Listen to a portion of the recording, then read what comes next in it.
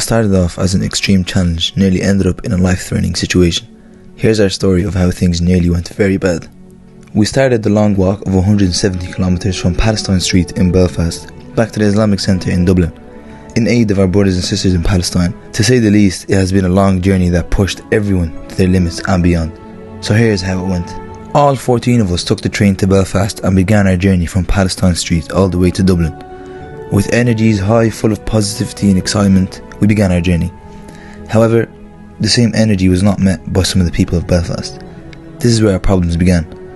Whilst waving the Palestinian and Irish flag, we got many cars beeping, stopping and cursing at us. They were evidently not happy with our presence here in Belfast. We were clearly naive and stupid waving the Irish flag in a very sensitive side of Belfast, and we realised our mistakes and took the Irish flag down as soon as possible. Following this, we were stopped by the police 4 times for our protection, not because we were doing anything illegal. This is because a gang of men and cars started to follow us, and their intention was clearly not for the best, to say the least. So thankfully, the Chief Lieutenant of the Belfast Police arrived and decided to escort us to the nearest train station. We'd like to thank the Belfast Police for escorting us to the train station and taking us into their cars for our own safety, as us being there was dangerous and a risk to our safety to continue our journey, or even get a taxi unescorted alone. Apparently, the group of men had weapons and they were waiting for us to cross a street nearby, which was a few hundred meters in front of us. Thankfully, the police stopped us right in time.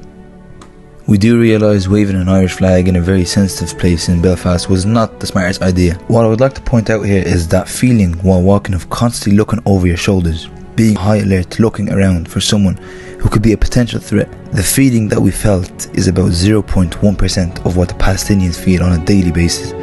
The feeling of not being wanted in your own country, the unsafe, eerie feeling, constantly being verbally abused by people in your own land. This is what it feels like for the Palestinian people every single day for the last 60 years. The only difference is that we had police that we could rely on, that would protect us and bring us to the border safely. However, in Palestine, it is the police who are even more oppressive than the civilians, and they have nowhere to run, nowhere to hide, and no one to protect them. Ultimately, so being in this situation really put things into perspective for us. Once we reached the train station, we had police watching us and protecting us for 2 hours until our train was due. I think it's safe to say that all the boys were happy to see the back of Belfast and to step onto Irish soil in Dundalk once again.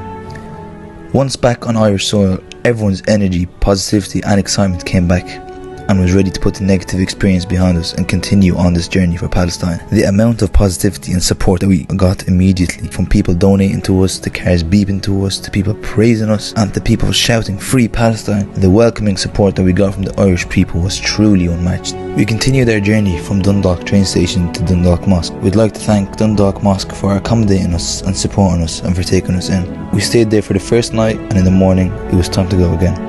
The destination was Drogheda. The walk from Dundalk to Drogheda had to be the toughest one yet. The pain in the legs is literally unexplainable. It's literally your legs are both numb.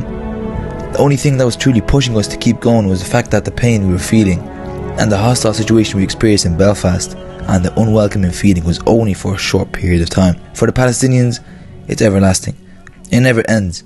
It only gets worse. And we had that relief once we knew that we were over the Irish border, we'd be safe and fine. We knew that once we got to Dublin we could relax, recover. But once again, for the Palestinians, that hope and relief is not there currently.